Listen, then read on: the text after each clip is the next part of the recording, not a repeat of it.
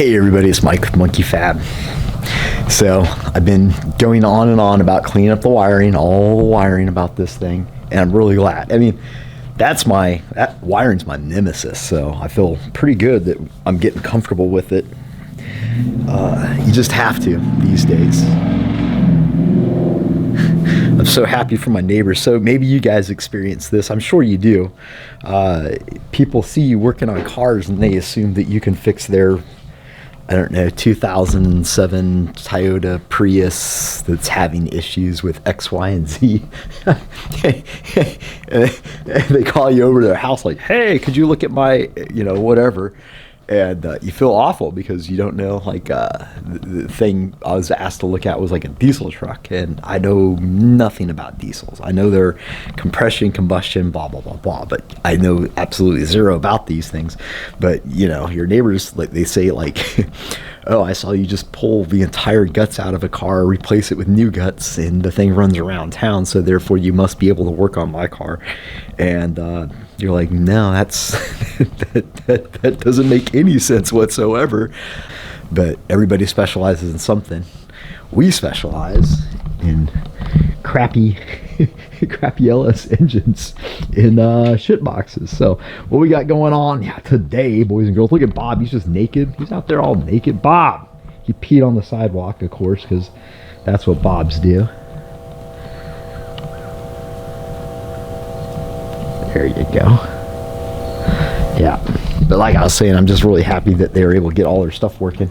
I always feel bad like when I see anyone struggling, and so luckily they got into their stuff and got it all sorted out. So it's great to see them rolling around in their old trucks, and there's more cool old cars in the neighborhood, which is always a plus. So today we got to dig into this thing.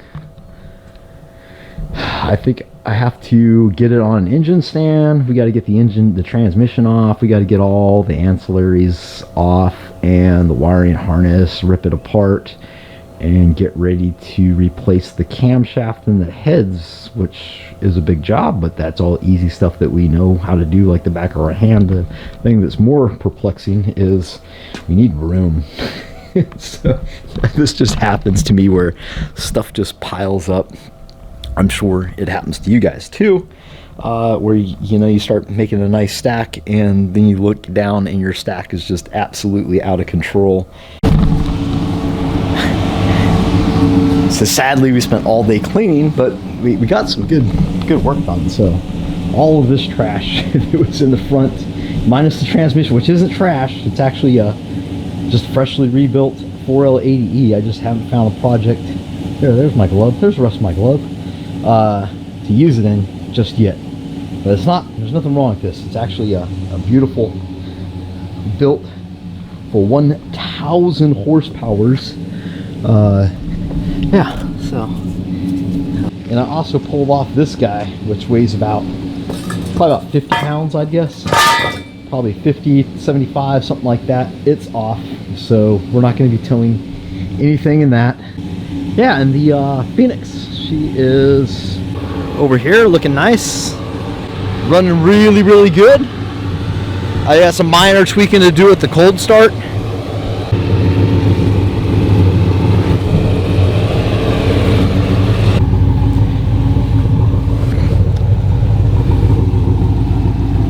There she is. There she be.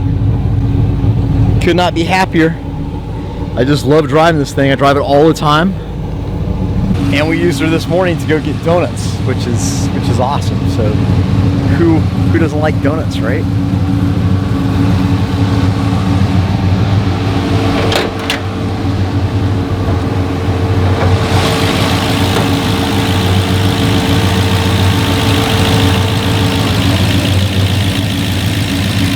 Automakers, when you drive by wires, you guys need to put like a little dial so you can just rip it right from the guy. You're not paying no mind, so you gotta explain the whole situation though. There isn't a situation to explain, Jacob. This is a big pile of shit.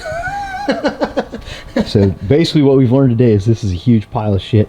Everything about this engine points to like it was like a late 90s, early 2000s engine, other than this weird fucking... This is why you're a welder, not a mechanic. You're supposed to ask me where my safety glasses are.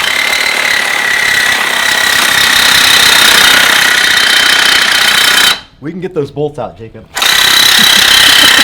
This wasn't my idea. It was actually Jacob's idea, so I'm going to give him credit for it. I would have, being a welder, I would have tried to melt something, but I think this is actually the safer and smarter way to do it. Although this is some thick-ass metal, boys and girls. He's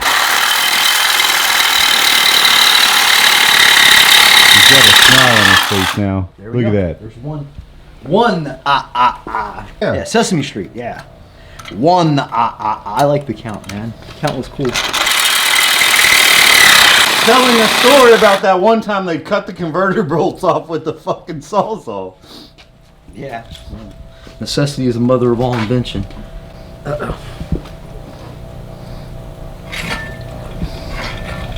But that, I'm not gonna lie, old Bawyer bit from Harbor Freight made short work. No doubt. There we go. Perfect.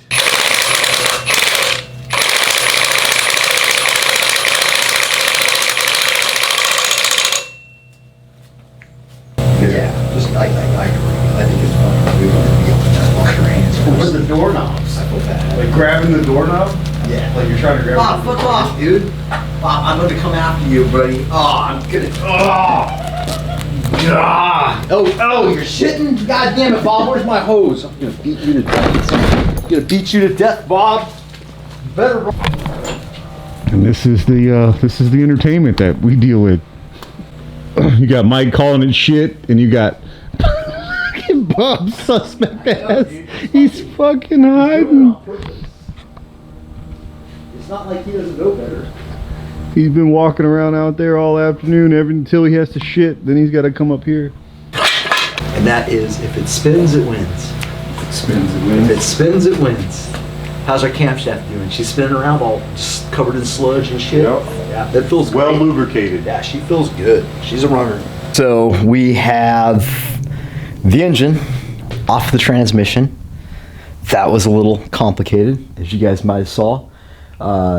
I did the old, everybody always says, like, just go to the dollar store, dude. Just go to the dollar store, dude. Pick up some oven cleaner. Psh, good to go, man. But I went to the dollar store and there was no oven cleaner. So then I went to the dollars.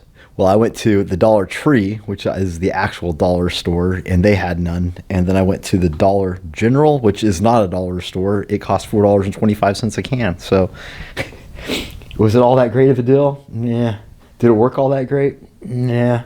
One thing I do like about it is it sticks on. So you and spray it on there, just like most of you probably never cleaned an oven. Mostly dudes listening to this, huh? Not a lot of ladies. I'm not saying that, dudes can't clean ovens, just not everybody was poor enough to have to clean an oven. So, anyway, we sprayed it on there and we power washed it. That's why I'm covered in dirt and I'm soaking wet. And it did a really nice job. There's nothing really to see here, nothing really of note, but it will get that thick grime off. Mostly what I wanted to do, if you guys saw it before, it was just so gritty, and I didn't want that stuff falling into the engines. The engine looks absolutely disgusting. Gross. And you guys saw that. You guys can see the grime on these rockers. The whole inside is just caked with that, but the engine spins nicely and it seems to have good compression in all the holes. So I did Jacob pulled the rockers out, super smart, which kept the valve shut, super smart. I probably should have put the spark plugs in, not so smart. So anyway, I figured I'd just rape it. I'm not going to rape it apart because, that's just weird. Take it apart and just take it apart and take a look at, see what we got on the inside. I'm sure it looks like gritty, gross oil, but I've never had any problem with those engines. I'm not going to do anything with it other than rip the heads off. We're just going to swap the cam out and the heads and the head gaskets. So that's all there is to it. But I always enjoy watching engines come apart, so I hope you guys do. We will just clip you on here for the ride.